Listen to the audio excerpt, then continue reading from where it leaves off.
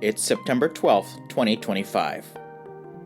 Today I want to tell two stories, one from Mexico, one from the Philippines, that feel like warnings to us here in the United States right now.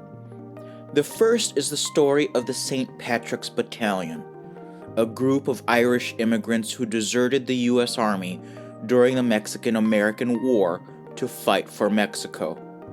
The second is about the 13 Martyrs of Cavite, Filipino patriots executed by the Spanish in 1896 for daring to dream of freedom. These stories are separated by oceans and decades, but they speak with one voice. They tell us what happens when empire uses fear to maintain power. They show us the cost of conscience, the courage of standing with the oppressed. And they are stories we need right now, in a time of immigration raids here in Chicago, in the rise of Christian nationalism, in political violence, and the creeping normalization of authoritarianism. Back in the 1840s, Irish immigrants fled famine and poverty to come to the United States. They found themselves at the bottom of the social ladder, mocked for being Catholic, for being poor, for being foreign. Many joined the U.S. Army as a way to survive. But they were mistreated by their officers, denied fair treatment, and sent into brutal battles. When the U.S. invaded Mexico in 1846, these Irish soldiers saw fellow Catholics on the other side, villages under attack, and churches defiled. Conscience took over. Around 175 men, led by John Riley, deserted and joined the Mexican army. They became the St. Patrick's Battalion, fighting valiantly in battles like Monterrey, Buena Vista, and Churubusco.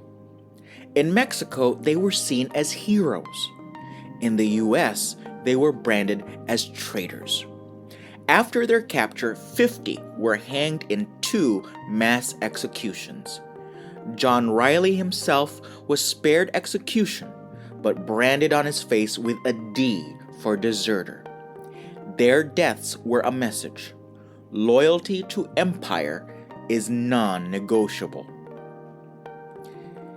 50 years later, and half a world away, another empire sent a similar message. In August 1896, a secret Filipino revolutionary society known as the Katipunan launched an uprising against Spanish colonial rule. One of their first actions was a revolt in Cavite, where revolutionaries rose up, inspired by the idea that Filipinos deserved dignity and self-determination. Spain responded swiftly. 13 prominent Filipinos from Cavite, teachers, businessmen, local officials, were arrested, accused of treason, and executed by firing squad on September 12, 1896. They became known as the 13 Martyrs of Cavite. Their blood became a seed for revolution. Their Philippine Revolution would grow fiercer, and their names would be immortalized in history, even though they were killed as enemies of the state. Both the San Patricios and the Cavite Martyrs were branded as traitors. Both were executed as a warning. Both chose conscience over submission. And both stories feel painfully relevant today. Right now, we live in a time when immigrants are under attack. Operation Midway Blitz, launched in Chicago and across Illinois, is part of a national strategy of fear, rounding up undocumented immigrants, destabilizing communities, and punishing sanctuary cities. We're also witnessing the rise of Christian nationalism, where some leaders are openly arguing that the U.S. should be ruled by a narrow interpretation of evangelical Christianity, sidelining everyone else. It's a distortion of the gospel, one that justifies violence and exclusion in God's name. Then there's white supremacy, not as a fringe threat, but woven into power structures. And the specter of political violence is growing. Minnesota legislators Melissa Hortman and her husband were murdered in a shocking act of domestic terrorism. Charlie Kirk, a polarizing conservative voice, was assassinated in Utah. We are in a moment where violence has become a political tool and fear is shaping the narrative. The San Patricios and the Cavite martyrs teach us that conscience often has a cost. Standing for justice can put a target on your back. But history also teaches us that those branded as traitors may in time be honored as heroes. They teach us that empires demand obedience. They seek to control the narrative, label dissenters as criminals, and wield fear to maintain power. That pattern is repeating today, and they remind us of solidarity across borders.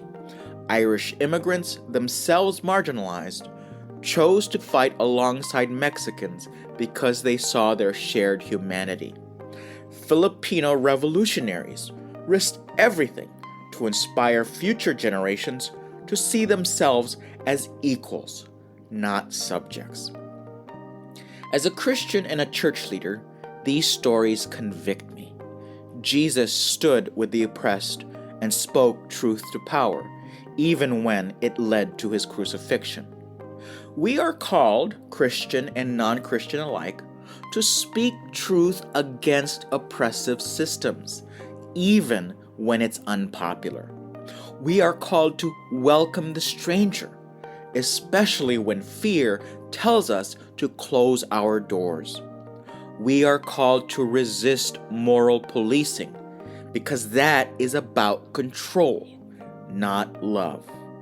And we are called to prepare communities for a time when dissent is costly, when compassion is radical, and when courage is required. The San Patricios, the Cavite martyrs, two very different groups across oceans and centuries, yet united by the same truth.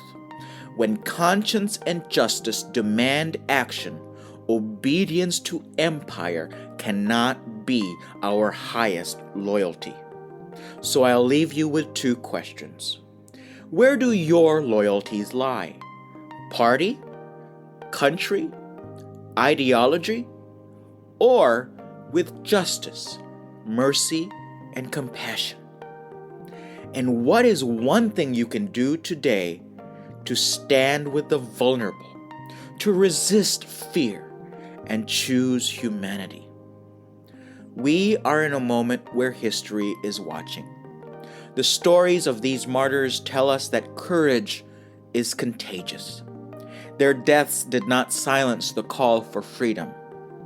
May our voices, our choices, and our faith be remembered the same way, not for silence, but for courage.